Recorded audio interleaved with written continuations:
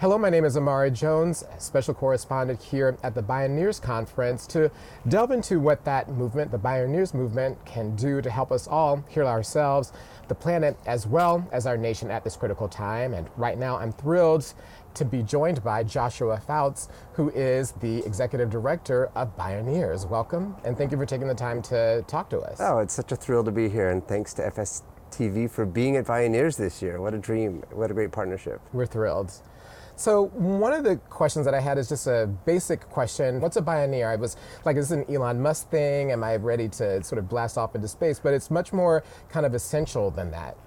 Yeah, so Bioneers is a term created by the co-founders of the organization, Kenny Elsa and Nina Simons, and it's really a reference to a movement that is focused almost evenly on social and environmental justice. Mm-hmm. The core ethos of Bioneers is that the answers to some of the most pressing and paradigm-shifting issues of the day can be found in nature and in culture.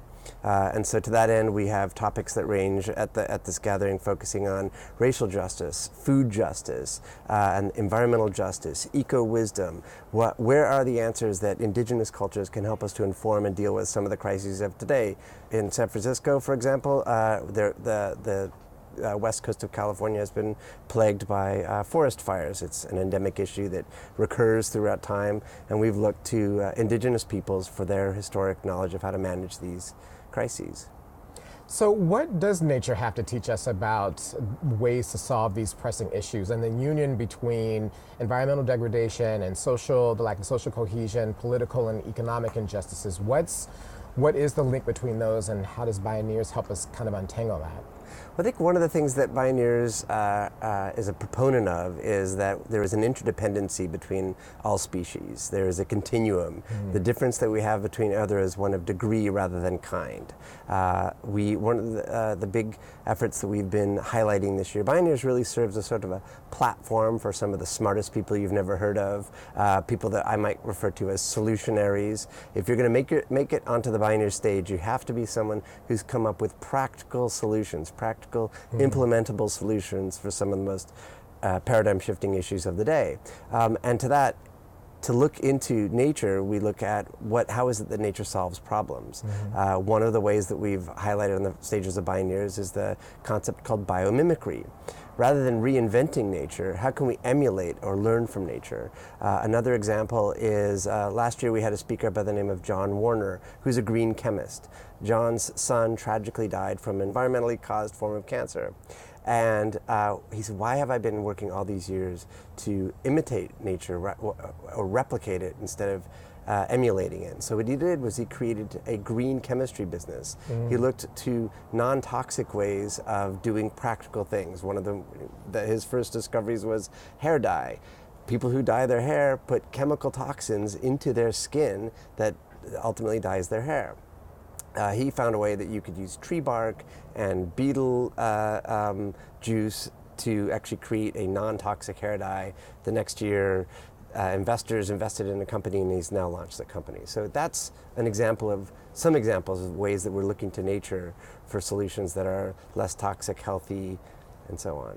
Now, one of the interesting things I think a lot of times that happens when the broader public hears about living in balance with nature, learning from nature, instead of going and buying, something from pharmacy that's full of chemicals and dangerous and using tree bark and all the rest of it, is somehow a sense of loss. I mean, I think one of the things that's often marketed, right, is that if somehow we live more in balance for nature, it will somehow mean that we are losing in life. We won't be able to have the same type of economic growth. We won't be able to live in the same type of comfort. You won't be able to have the same type of access to medicines. There's a fear that's often marketed, I think, in terms of preventing people from sometimes making that leap. I'm wondering, what are the ways in which these concepts you think can break out into broader consciousness? So a lot of, I think, the elements that you've highlighted in the question about the sense of choosing things that are in favor of nature would result in a loss of quality of experience are tied to the economy. The founder of Bioneers, Kenny Elsa, wrote a book. One of his first books was focused on a project called the Hoxie experiment, and it was in simple terms, a horse farmer who noticed that when his horses were ill, they would eat certain plants, and this inspired him to look into plant medicines. He ultimately discovered that there are many naturally occurring antiviral, antibiotic plants that you can harvest. This is what we at Bioneers refer to as ecological wisdom. There are tens of thousands of medicinal plants that exist within the tropics that indigenous communities know about, but they don't enter into the marketplace, and here gets to your point, because they can't be patented. And the big pharma companies want to control the best opportunity for profit, and so as a byproduct of that, you don't want things that you don't want consumers freely getting goods out of the forest, for example. I've simplified something that's a lot more complex than that, but it's a tension that exists. What do you think is the reason why you said that a lot of people who take the stage here are some of the smartest people you never heard of, with some of the best ideas that you probably haven't heard of? And there are thousands of people that are set to gather here over the next few days. I mean, 3,000 people. And anytime you mention the word Bioneers and the Bioneers Conference to someone who knows about it, it is the highlight of their year. So I'm wondering why that sense of enthusiasm and knowledge finds difficulty moving out into a much wider consciousness. It's a different way of asking what I just asked, but I'm just curious about, because the energy here is palpable. Well, I think people who are on sort of the bleeding or cutting edge of ideas are not the largest part of the population necessarily. People who have the most innovative ideas are often on the fringes of society, or fringes of awareness, shall we say. I think fringes of society has a negative connotation, but what we've seen empirically is that people who speak at Bioneers very often go on to have much larger, much more visible careers. So we're often sort of the first place. So Janine Benyus, who was the co-creator of the biomimicry concept, has now become a household name in many schools. Paul Stamets, who first spoke on the stages of Bioneers about discovering that mushrooms had antiviral properties, has now launched a company and was on Star Trek, the newest episode of Star Trek. Wow. So mycology is now a big thing, but that was launched on the stages of Bioneers. So I think our relationship, if you will, in the ecology of ideas is that Bioneers has been known for being a couple years ahead of where mainstream thinking is, and so we're comfortable with that. But I think that, and I think the founders would agree, that now is the time when these ideas need to accelerate their visibility out into mainstream, because we're in a time of crisis, and the crises have been accelerating at a rate over the past several years that anyone looking over the shoulder could say, oh, last week there was what, and the next media event has taken it over. That's right. Well, I'm a Star Trek fan, so I'm thrilled that this might lead to a walk-on role. Right. Talking to you, being at Bioneers. One of the things that was interesting to me when I read about you, because of course I have to do that in order to be able to talk to you, is that this isn't something that you've just declared that is something that you discovered late in life. I mean, one of the things you said once is that this is something that your parents raised you with, that they told you that we were not here to exploit the planet, that we are to be stewards of the planet, and that everything is connected. And so I'm wondering how you've actually been able to try to live that before you found Bioneers in a world that's not necessarily geared towards that. Right. So I was raised by a pair of psychologists who raised a family of 5 chimpanzees as though they were deaf human children. And midway through their career, they realized that this experiment should never have been done, because what it effectively did, if you bring a non-human species into a human environment, even in an effort to understand what it is that differentiates humans between non-humans, and that time it was language, and these chimpanzees acquired a human language, you've effectively condemned them to a life of incarceration. And so these chimps became family for us. My parents chose declare that we needed to refer to them as siblings or as aunts and uncles, and so that instilled in me a deeper appreciation for rights of nature, for the right of all living species to have fair and equitable treatment. So that's sort of been in my cultural DNA. My personal passions ended up being on how can we use novel forms of technology and media to improve our understanding of each other.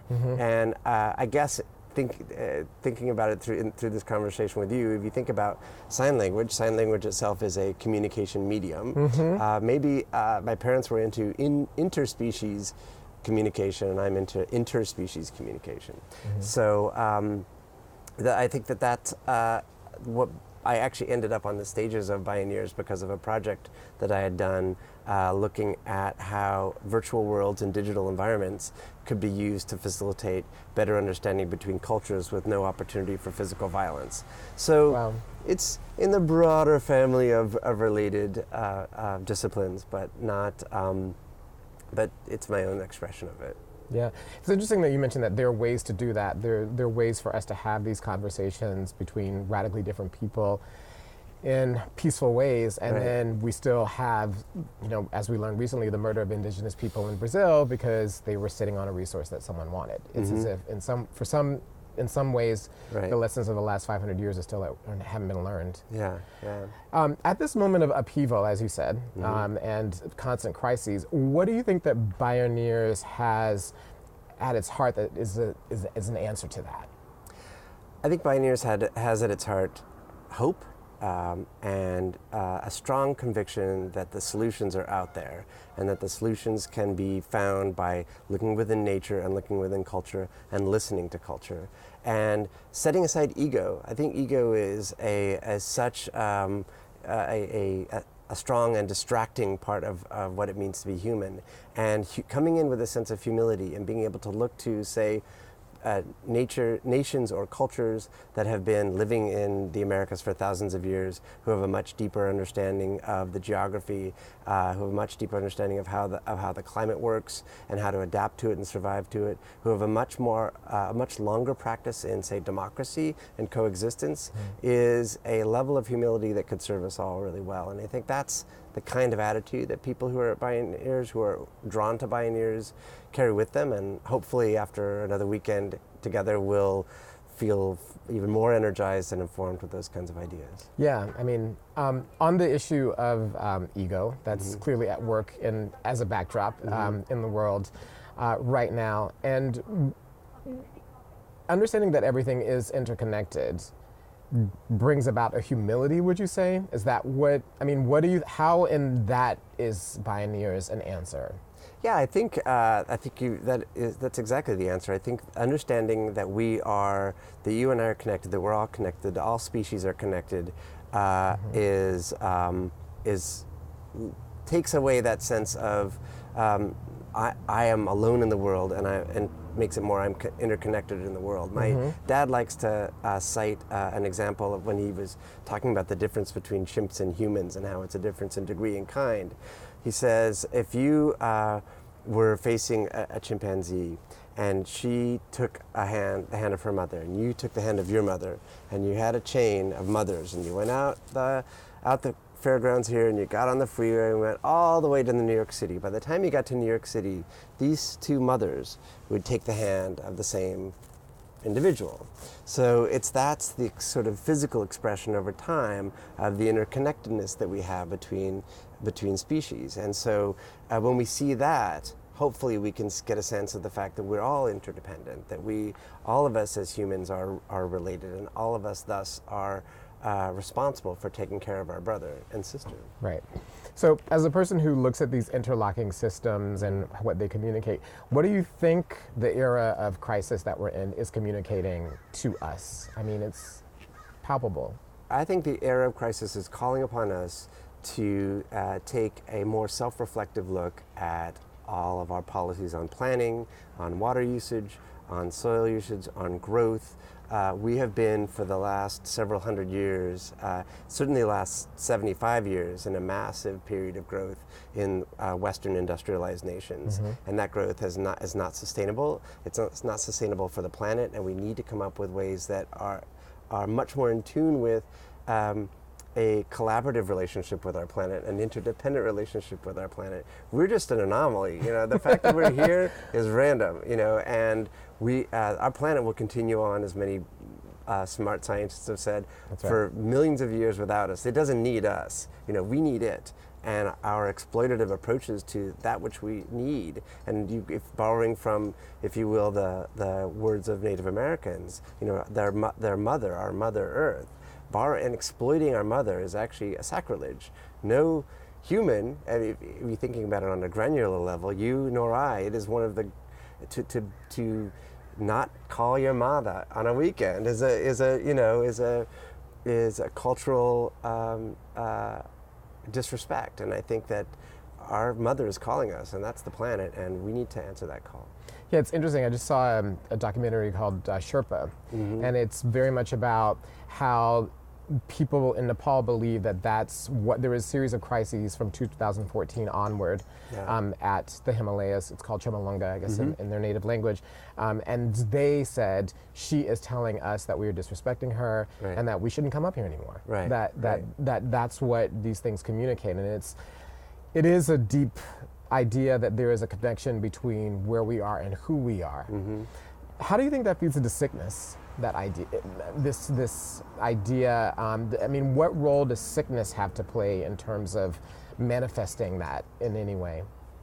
Well, sickness is your body's first cry for help. It's your first sign that something is out of order. I mean, if we think about sickness through, anytime that there is a positive correlation. Scientists have long ago proven that if you're not feeling emotionally well, there's a higher likelihood that you're going to be physically ill. And there are actions you can take to improve your mental and psychological and emotional well-being that will heal your physical well-being. And I think that as sort of as a metaphor can be applied across a lot of different arenas. So sickness is an expression, is a red flag that something needs to change. Something is out of alignment. Sickness is not our natural state. And so there's, and the complexity and breadth through which illness and pain is reflected in our society, be it environmentally, be it socially, be it culturally. You and I were just talking about how different San Francisco feels now, and that's because one of the differences that I noted is that there are so many people who are in need of mental health support, so many people who are ailing, and the system is not supporting them, and that is a cry for help, and that system needs addressing. So you can extrapolate it across everything, but I think it's the red flag that says we need to shift the way we're doing things. That's right, and then to link it back, what we were just talking about, it's the planet's red flag to us right now, right? The fact that we are having a series of unprecedented, historic, once in a 1,000-year crises happen with tremendous regularity. Yeah, and you and I could have been doing this interview any time in the last decade, and that would have been a constant. That's true. We were talking about the anniversary of Hurricane Sandy in New York City. Both of us experienced that. That's right. And that was a very real thing, and yet those kinds of events have continued on and on and on. This interview could be timeless. Our interviewers might never know when the interview was. That's right. Right. But so, because the constant barrage of crises has not let up. Right. So in this age of upheaval, when this conference is over in 3 days' time, what do you want the people leaving to go out into the world feeling and ready to do?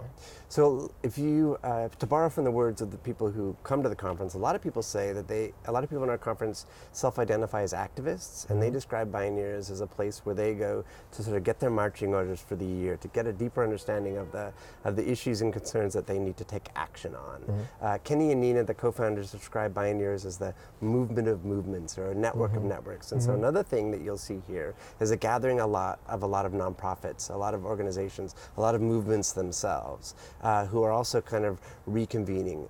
There's another division of people who come to Bioneers because they see it as a healing experience.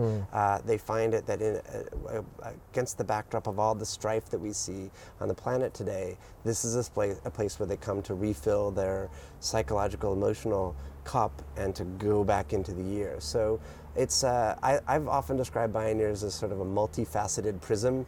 If I gave the prism to you, you'd hold that up to the light and say, well, I see, this, and I'm like, well, I see that rainbow. And so I think that it's so many different things for so many different people, but my hope is that people come out of it inspired and energized and informed.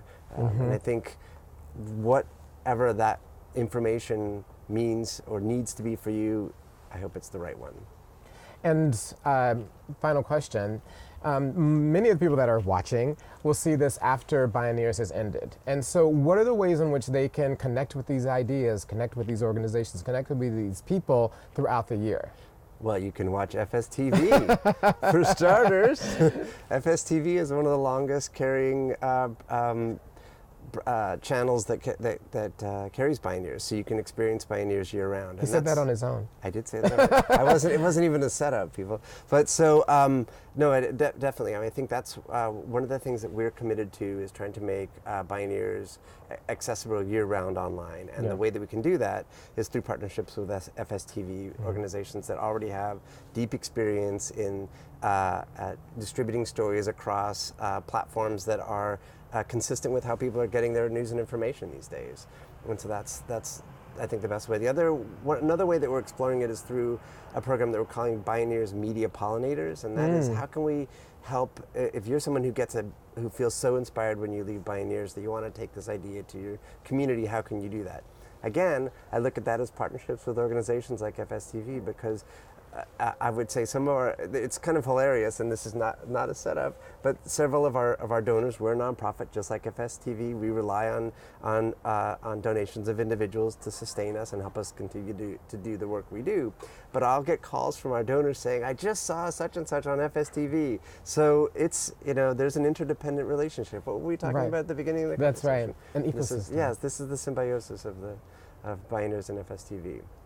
Well, thank you so much for taking the time to talk to us. As I say, you still look remarkably calm as a person who has lots to do in the days ahead. Talk to me on Tuesday. But we really appreciate the time that you took to take us through the conference and why it exists and why we need to be paying attention and plugged in. It's a fulfillment of a dream that FSTV is here, and we've been trying to bring this to make this happen, and I hope that it's the beginning of an ongoing relationship. So thank you so much for joining us. So this is one of a series of interviews that we will be doing here at the Bioneers Conference, and we hope that, as Joshua said, that you will watch them all and continue to tune in. And please figure out a way by visiting their website or watching us over and over and over how to plug into Bioneers and their really important work at this really critical time.